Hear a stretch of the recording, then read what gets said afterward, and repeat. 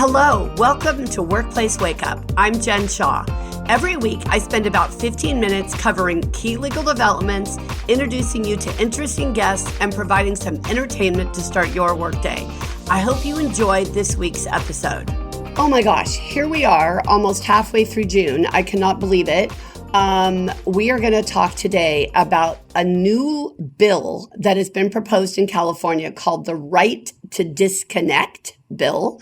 It's Assembly Bill 2751, and I'm going to talk to you a little bit about it here today because it really is, I think, indicative of where the legislature is going and what employers are going to need to keep contending with. So, AB 2751 was introduced by Assemblyman Matt Haney, and it really is about addressing this blur that has happened between our professional life and our work life, right?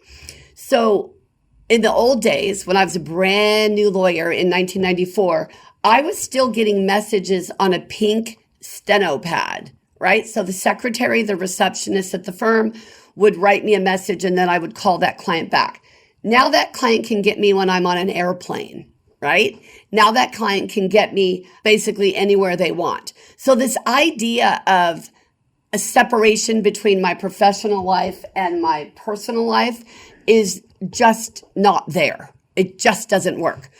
And that's okay, right? We're not saying that that's necessarily negative, but it has presented, I think, some challenges. I mean, many times I am trying to listen to what's going on a call. I have another phone call coming in. I have a text that somebody says they have something urgent. I have an employee waiting at the door to ask a question.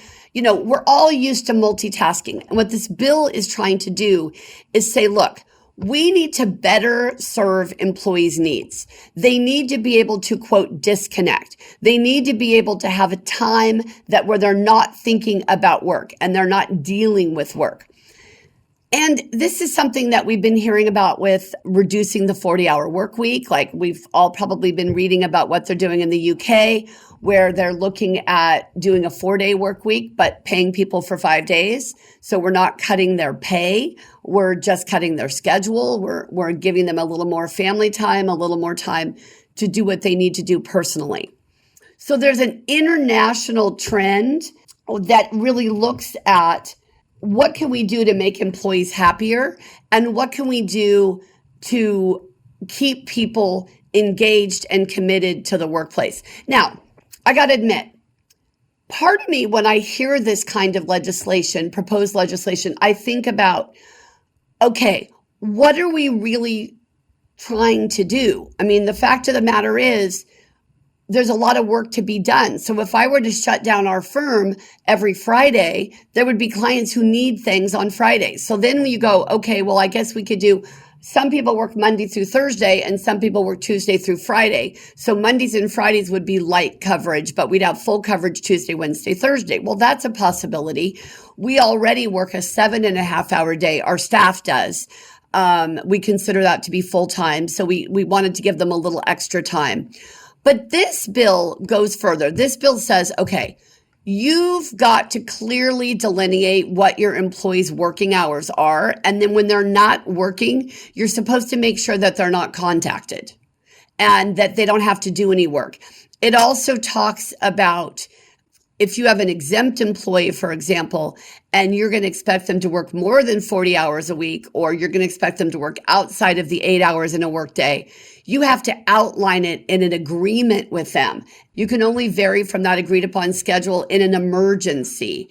And then the Division of Labor Standards Enforcement is going to be monitoring compliance here, and they're going to have a fine of $100 per employee per violation. So what's going on here? Well, the legislature is worried about work-life balance, okay? If they want to really address what is proven to be, a toll that is created by this constant connectivity, right? So we all get that. Nobody wants employees to be stressed out. Nobody wants employees to feel like they can't get done what they need to get done. Nobody wants employees to make a workers' comp claim because they feel like they're having too much stress at work. But the critics of the bill bring up some important points. I mean, one of them is that then you're going to have this inflexible work schedule. So it's actually going to be more complicated, especially if you're in an industry where you need to have some flexibility based on time of year or based on your business cycle. The employers are not going to be able to really respond and be as adaptable as they are now. There's also concern that by trying to foster work-life balance, if you prohibit after-hours work, then you're really saying, well, look, you can't even catch up outside of the workplace, right? So we're going to be in a situation where these are your hours, this is what you have to do, and if you can't get it done, well, then you just will have to take unpaid time if you're a non-exempt employee or use your vacation or PTO. They're creating this sort of one-size-fits-all approach that is not flexible and is probably, in my opinion, going to actually make it harder for employees to have a work-life balance.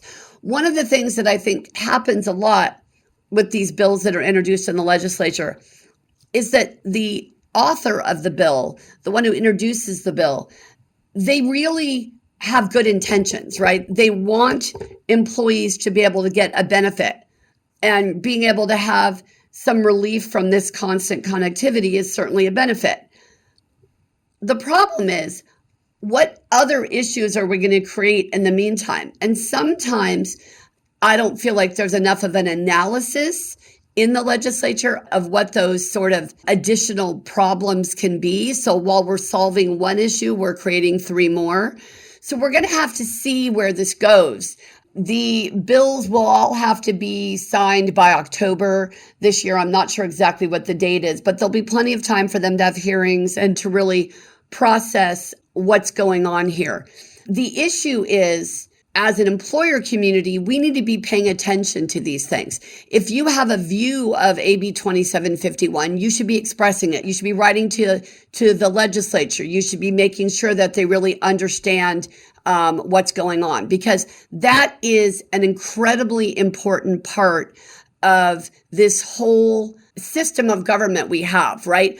All of the stakeholders need to have a role in what's going on. They need to understand how a law like this would affect not only employers, but employees, everybody. So when you look at a new piece of legislation, proposed legislation, you always want to be thinking about, okay, how's it going to affect me? PAGA, for example. When the Private Attorney General's Act became law a long time ago, it was a sleeper. Nobody knew how PAGA showed up.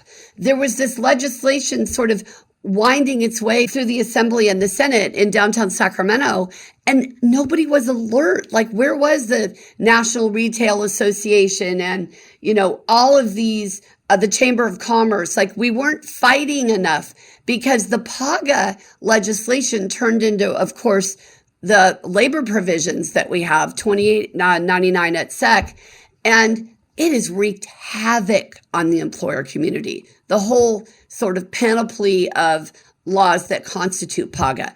So it's really important to understand your role in creating effective legislation, making sure that you are thinking about how these laws could affect you. And when we're looking at something like AB 2751, you also want to be looking at this idea of, okay, maybe it's not going to be adopted. Maybe it won't be enacted by the legislature, or maybe the governor will veto it. Maybe it will be enacted, but the governor will veto it. But is it still something we should think about? Is it still something that would be positive? What can we do to help employees? Now, of course, if you have non-exempt employees, you should do everything you can to not be contacting them when they're not working, right? Because you have callback pay. You have to pay them for every second. Remember, in California, there is no sort of de minimis exception the way there is under federal law. So when Assemblyman Haney introduced 2751, he had a goal, right? He wanted to try to improve work-life balance. Well, do you need to improve work-life balance in your organization?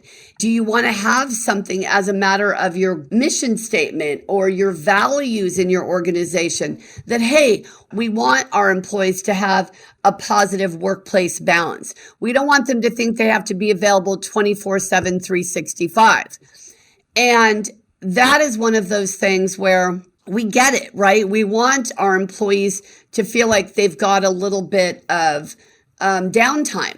And there are a bunch of countries in Europe, 13, I think. I mean, Greece and France and Spain and Italy and Portugal, I think Mexico as well, have passed these laws about the right to disconnect. And that tells me that it may be something we want to look at as a value, as a culture statement, even if it's not dictated by the legislature. Now, the California Chamber of Commerce does oppose this bill for the reasons we talked about a moment ago, that it really is actually going to hamper flexibility, especially an exempt employee's flexibility, because they're going to have to agree to this sort of rigid work schedule. So we're going to find out more about where 2751 is going. So it's going to be a few months before we actually learn the fate of AB 2751. But I want you to think a little bit about whether there are any parts of this law, or this bill, I should say, that you want to incorporate in your organization. Do you have managers who routinely call folks at home when it's not necessary? They don't need to. And it leaves people feeling frustrated and like they're not valued, like they can't do what they need to do in their personal lives because they have so much pressure and so much going on in the workplace. So do a little thinking about that over the next couple of weeks.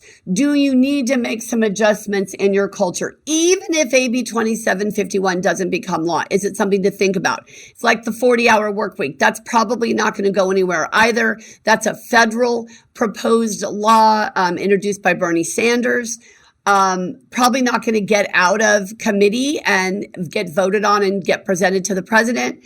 But is it something you want to think about? Do you have a way to offer some more flexibility? Because what it will do for you is help you recruit and help you keep very qualified employees who need a little bit of flexibility, who need and desire the ability to work certain hours one day and other hours another day and overtime on this day, but not that day. That flexibility is something that a lot of us appreciate about working, for example, in an office environment rather than in a manufacturing environment where you have to be on very rigid schedules. So this bill is definitely something you should look at. You should understand that it may become law at some point, effective January 1 of 2025, potentially. We will talk about it and all of the new laws in our legal updates that will come later this winter in December and January. Because one of the things we do is not only think about how to comply with the law, but also how to keep our employees happy and productive and wanting to work with us. I also want to tell you that we have a special treat for next week. Our firm's anniversary is on June 19th, and we are having as a very special guest my former law partner, Greg Valenza. Many of you know him. He is amazing and brilliant and fabulous, and he's going to have a nice long chat with me. It will be much more than 15 minutes. I know we try to keep these 15 minutes so that you have time to do what you need to do, but Greg and I are going to need a little more than 15 minutes, and I think you're going to love every second of it, so don't miss it. Everyone, thank you so much for your time today. We'll see you next week with Greg Valenza, and go out and have a great day, everyone. Thanks so much. Workplace Wake Up, including our guests and hosts, do not provide legal advice in this podcast. Do not act upon any of the information discussed in this podcast without first consulting a licensed attorney in your jurisdiction. If you enjoyed this episode and would like to spread the word, please share it with others, post about it on social media, and/or rate and review it. You can also follow us on LinkedIn, Twitter, and Facebook, and email us at info@shawlawgroup.com.